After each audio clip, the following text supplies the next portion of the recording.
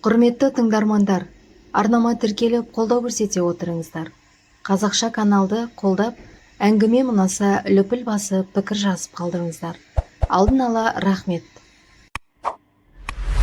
Белгісіз дауыс атамнан баласын беруді сұраған екен. 8-ші сыныпта оқып жүргенде атам қайтыс болды. Негізі ол кісі өмірінің соңғы сәтіне дейін өте ширақ жүрді. Үнемі белдігіне қанға салынған пышақ тағып жүретін.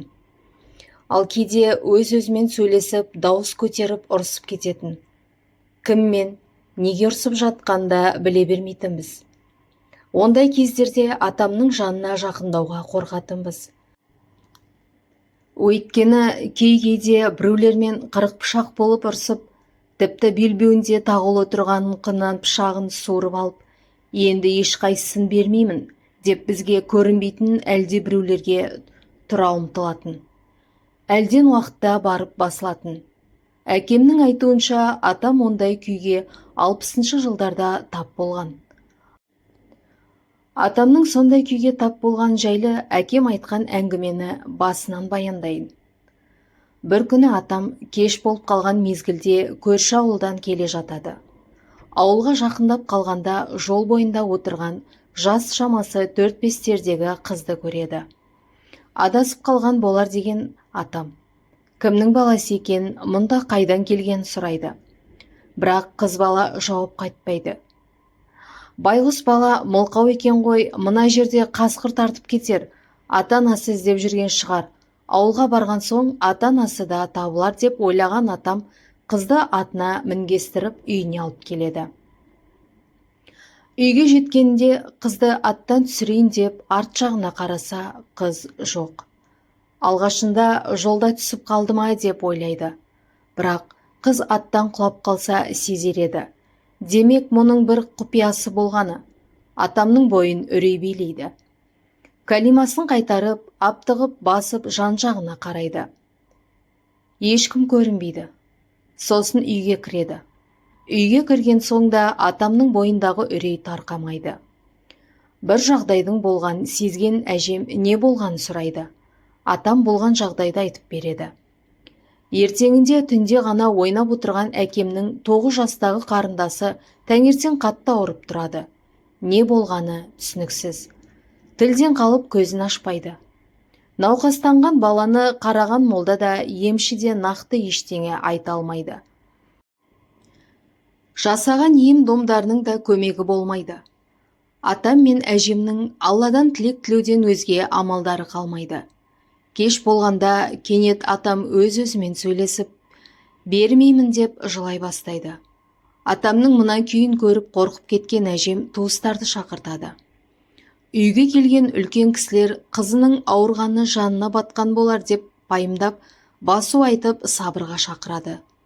Бірақ атам олардың сөзіне көңіл аудармастан бермеймін деп көкке қарап жылай береді. Әлден уақытта атам жылауын тоқтатып өз-өзіне келеді. Үлкендердің не болды деген сауалына бір дауыс қызыңды бер деп сұрай қоймай жатыр дейді. Сонда молда тұрып, бұл шайтанның әрекеті, айтқандарына көнбе, бердім деп айтушы болма. Егер бердім десең қызыңнан айырыласың дейді. Бұл жағдай 3 күн қайталанады. Кеш болысымен атам бермеймін деп жылай бастайды. Туыстары қасына жиналып бермеймін деп атама қолдау көрсетіп отырады. Қатты шаршаған атам 4-ші күні кеш батарда ұйықтап кетеді. Бір кезде қасында отырған туыстары атамның ұйықтап жатып бердім деген сөзін естиді. Туыстары атамды жұлқып оятып бермеймін дейді. Атам өң мен түстің арасында не болған білмей отырғанда, анадай жерде ауырып ессіз-түссіз жатқан қыз ух деп күрсініп жан тәслім етеді. Әжемнің қызым айлап жылағанын көрген атам баласынан айырылып қалған кеш біледі.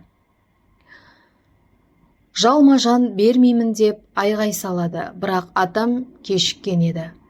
Сол кезде 4 күннен бері құлағына келіп жатқан қызыңды бер деген дауыста тоқтайды. Қыз қайтыс болған соң арада 4-5 жыл өткенде атам тағы да өз-өзімен сөйлесіп, енді ешқайсысын бермеймін деп өзінен басқаның көзіне көрінбейтін белгісіз біреулермен ұрысуды бастайды. Ондай жағдай айына кейде 2-3 айда қайталанып отырады. Кейін белгілі болғандай, құлағына балаларының біреуін бер деген дауыс қайта естілерден 5-6 күн бұрын баяғы жол бойында кез болып, кенеттен ғайып болған 4-5 жасар қыз атамның түсіне кіреді. Түсінде сол қыз атамның қайтыс болған қызымен ойнап жүр екен. Сол түсті көрген соң көп ұзамай атамнан баласының біреуін беруді сұраған дауыс қайта естіле бастапты. Атам қанынан пышағын суырып алып ұмтылғанда, жаңағы дауыс сап тыйылады екен.